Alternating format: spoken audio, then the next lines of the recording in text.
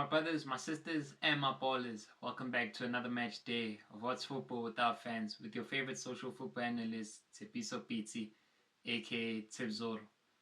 To the ballers passing by, I hope you like what you see because I surely like what I do. And make sure to join the returning ballers who continue to show me gang love and appreciation by liking, commenting, as well as to subscribe. The Champions League semi-finals are upon us, my ballers. Mouth-watering clashes with tonight's fixture at the Santiago Bernabeu between last season's champions Real Madrid and Manchester City, with tomorrow night being an Italian affair between AC Milan versus Inter Milan. One thing we know for sure, when it's Milan versus Milan, Milan is going to win. But let's keep that on hold and speak about the main fixture in previewing the first leg. Real Madrid versus Man City at the Bernabeu. Real Madrid are coming off winning the Copa del Rey, beating Osasuna 2-1 with Rodrigo getting a brace and Vinicius Jr. producing another scintillating performance as he's been doing all season and basically for the past 2 seasons.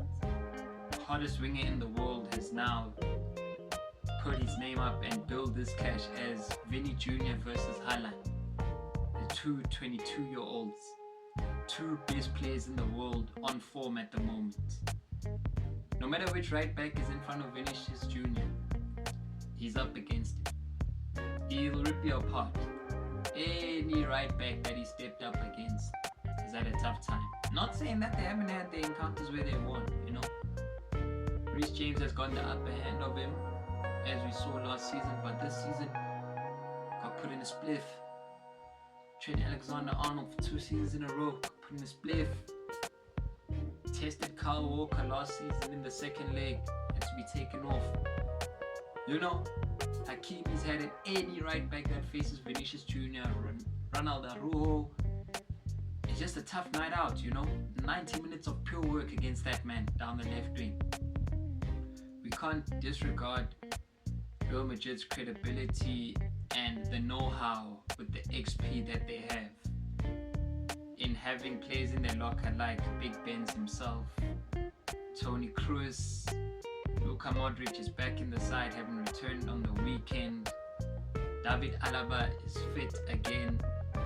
It's a tough midfield three to predict, although because it being a big game, I think we'll see Kroos, Modric and Valverde, who has gone a bit under the radar this season, having started the season on fire.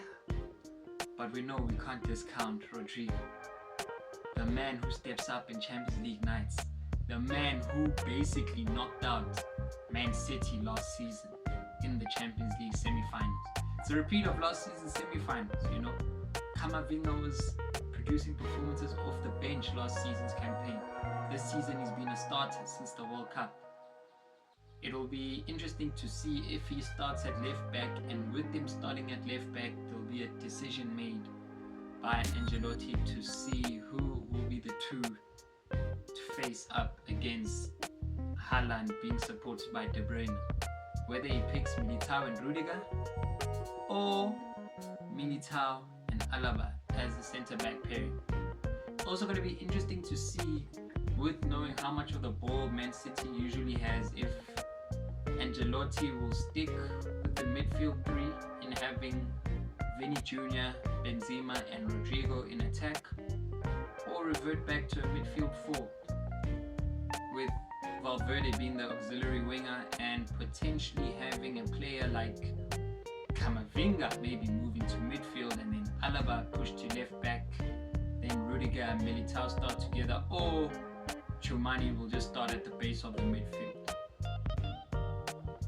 We know how tough it is to bet against Real Madrid. But on the other hand, the noisy neighbours, the citizens, are on course for a treble, and finding themselves top of the table in the league, 4 games to go, in an FA Cup final against their Manchester rivals, and now in the Champions League semi-final. Let's not read in too much into the news of Yaya Touré's agent lifting the curse. This is Real Madrid they're up against at the Bernabeu, even though there's still a return leg Etihad Stadium. Definitely won't be an empty stadium. And with that being said, Erling Haaland, man, continuing to break records, record after record after record after record, putting his name down, stamping his authority, with De Bruyne supporting in behind. Erling Haaland has brought a new dimension to Pep Guardiola's way of playing this season. There's a long ball if needed. Which Edison has always been able to produce, as he's the best distributor in the world out of all the goalkeepers. But there's a long ball that they actually go for, with a player to hold it up and feed into a supporter like a De Bruyne, or out to the wing with Grealish, which we saw work wonders against Bayern Munich away, even though the match ended in a draw, and was able to hurt Arsenal a few weeks back with having a torrid time trying to hold up Erling Haaland. It's practically impossible. It's practically impossible. City's defense has been amazing since the March-April international break, even though they've gone on an average conceding a goal every game. Some of those games, the goal comes late in the game where the game is wrapped up, and John Stones' role has been very key to them being tight. It's a shame seeing that Ake is expected to miss out, but then again Akanji may come in, or Laporte may come in, and we'll just have to wait and see if Kyle Walker will be deployed as the legs on the right to hold up Vinny Jr., or Akanji playing on the right with Laporte potentially starting on the left.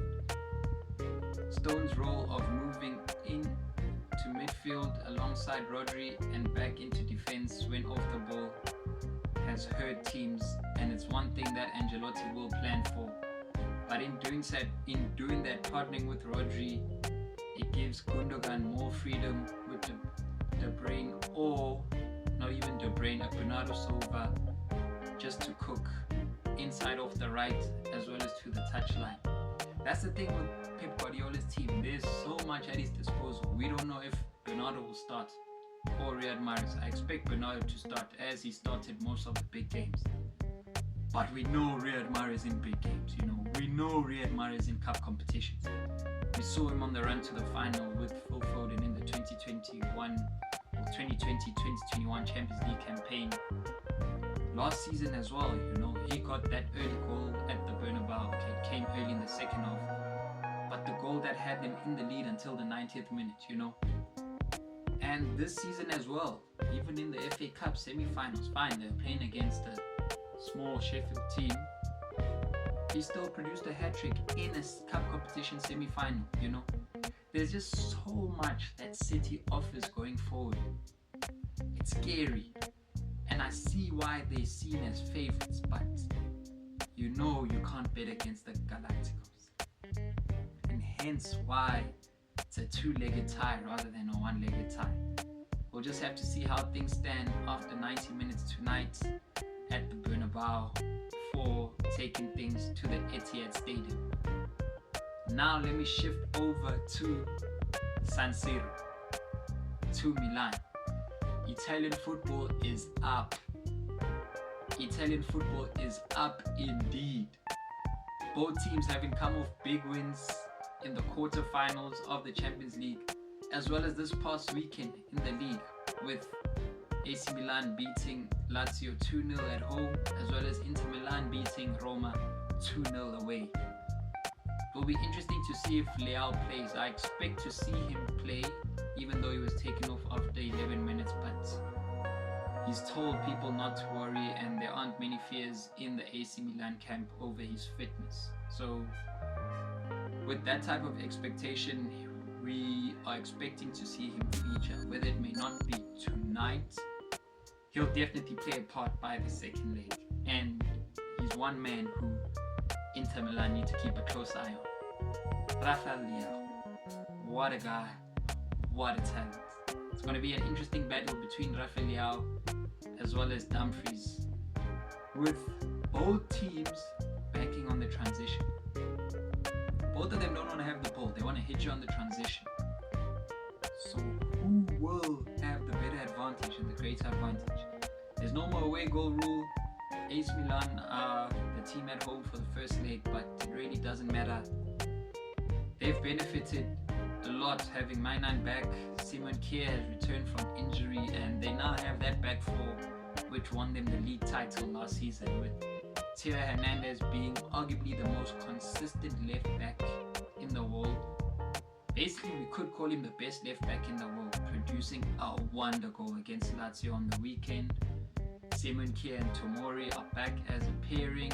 Calabria continues to push on the right. And Tonali in midfield with Benacer continues to do their thing. A key player for AC Milan is Brahim Diaz, who somehow just steps up for the big games. Somehow, I don't know how, but he just does. He practically knocked out Tottenham Hotspurs in the last 16, had an amazing run in it, creating the goal for Benacer in the first leg against Napoli in the quarterfinals, and has just been pivotal for AC Milan. You can't drop him right now, more so with the big games that continue to come, like in the Champions League. He continues to stay there and provide, assisting, working hard in midfield, going back and producing chances going forward for the likes of Leao and Olivier Giroud. It will be interesting to see whether Salamakers plays or Krunic is the extra midfielder against a team who basically Inter Milan are quite familiar with and have already played 3 times this season in the Italia Supercoppa final, with Inter Milan winning that tie, as well as twice in the league, with both teams having gotten victory against each other. Inter Milan are on a hot run of form. They had a bad spell from the beginning of March into April, where they went a month without winning in the league, as well as scraping through the Champions League into the quarterfinals with, I don't know what saved them against FC Porto in that second leg, but in added time, FC Porto hitting the pole, fetching them on and on and on, and could just not get a goal. They produced a great victory against Benfica away from home and just needed a draw to go through, which they duly deserved at home in the second leg. But since then, they've just been on a hot run of form in Serie A, getting back into the top 4, producing in big games, managing to qualify and beat Juventus in the Coppa Italia to make it to the finals. Di Marco has been a player that's gone under the radar this season, who is just on a hot run of form, scoring to knock Juventus out, scoring on the weekend against Roma, producing assists in the 6-0 win last week against Verona. Lukaku is back to scoring from open play, having scored 2 weekends back. His first goals from open play against Lecce in the league. He's formed that partnership again with Lautaro Martinez, who continues to stand out for Inter Milan as the main man in attack. And it's an interesting decision that's going to be made from Simone Inzaghi as to whether he starts Lukaku with Lautaro Martinez or Dzeko with Lautaro Martinez. All strikers are scoring right now, whether it be the Champions League, Coppa Italia, or even in the league. No matter who's put in front of Inter Milan, they're just scoring against them. And it's a minimum of 2 goals per game. Roma was swept aside 2-0 at the Stadio Olimpico. Verona were beat 6-0 away from home. Lecce 3-0. They're scoring. That's all that's happening, A formidable 3 has been formed at the back, with Bastoni being ever so consistent and Acerbi filling up for De Vrij, who's been injured. And an interesting decision has been Damian starting as the right centre back, with Skriniar obviously being out of contract in the summer and likely to join PSG as a free agent. The midfield 3 is a tricky one, as Brozovic and Barella are definitely going to start, but it will be interesting to see who starts between Çalhanoğlu and Mkhitaryan, with both players on form right now. Inter Milan, in terms of form, Inter Milan may be the hottest team in Europe, and in a Milan derby, it's all up to play for. We know AC Milan are tough to break. They are tough to break. They don't concede goals. Then again, it's Inter Milan. And the atmosphere at San Siro is going to be crazy with Italian football up and with the fans giving us a masterclass to show that away from the racism, which is synonymous with Italian football but exists all around the world in football, I can say Italians have a great set of fans with many clubs. Like when you watch a Serie A fixture, it's jam-packed, it's a frenzy, the fans are so invested in the game, it's loud, it's a raucous occasion, and it's going to be pretty much the same at the San Siro. The last time these two teams faced off against each other in the Champions League knockout stages, we know what happened in 2005. The second leg didn't even end, you know. The second leg didn't even end with AC Milan being allowed to go through into the final, and Rui Costa and Materazzi producing that iconic picture. Fireworks could come off again, guys. It's the Milan derby, one of the biggest games. Semi-final, finals up for grab. Another potential trip to Istanbul for AC Milan. Or could Inter Milan dampen those worries and take their trip to Istanbul? It's all to play for in the Champions League, my ballers. Hope we see two interesting encounters with goals, with celebrations from the scorers, and with lots of drama. Make sure to like, comment, share, and subscribe. I hope y'all enjoy this match day. Until next time, my ballers, live long.